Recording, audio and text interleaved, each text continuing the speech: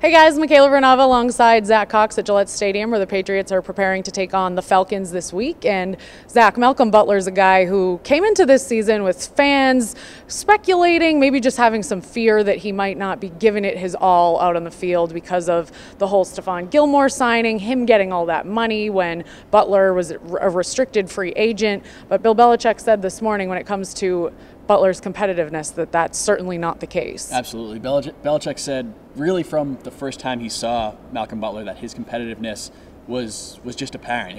He said from his very first rookie minicamp, Malcolm Butler has been competitive in everything he does, whether that being out on the field, and Bill Belichick even mentioned him playing trash ball in the locker room. He's one of the most competitive guys there is. Not exactly sure what trash ball is, but when you shoot trash into the little wastebasket. So apparently he's that's my guess. He's a very competitive trash ball player as well. But no, I mean, it's really in his best interest to kind of come out and bring his all from a competitiveness standpoint this year, because he's going to get paid this offseason, and that's all going to be based on how well and how hard he competes this season.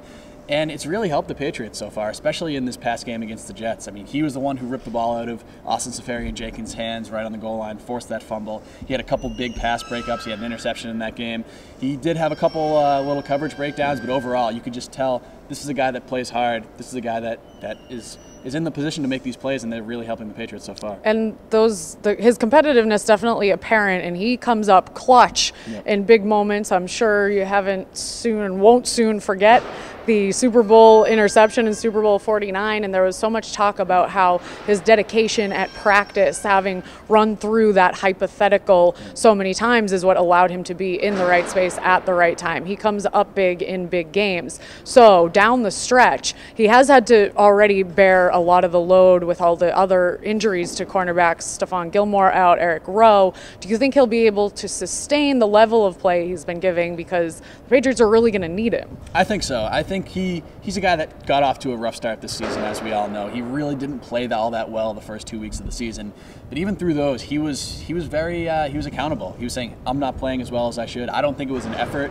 thing. I think he just, for whatever reason, he wasn't playing as well as he usually does. Maybe he was in his own head. I don't know what it was, but really since week 3 or 4, he's looked like a much better player. And I think from what we've seen really since that Super Bowl that you were talking about, he's one of the more reliable defenders on this Patriots team when he is on. So I think they can lean on him to, I don't want to say carry the secondary, because I think they do need those other guys to get healthy, but I think he can be a very reliable player back there and really help the team. I definitely think too, in the locker room and in talking with him, his dedication is very apparent. He has even just the look on his face when you talk to him, looking in his eyes, there's just an intensity about him that you can tell that he sort of is 100% into what he's doing and into the game. He's definitely just strikes me as just an intense type of person. Absolutely.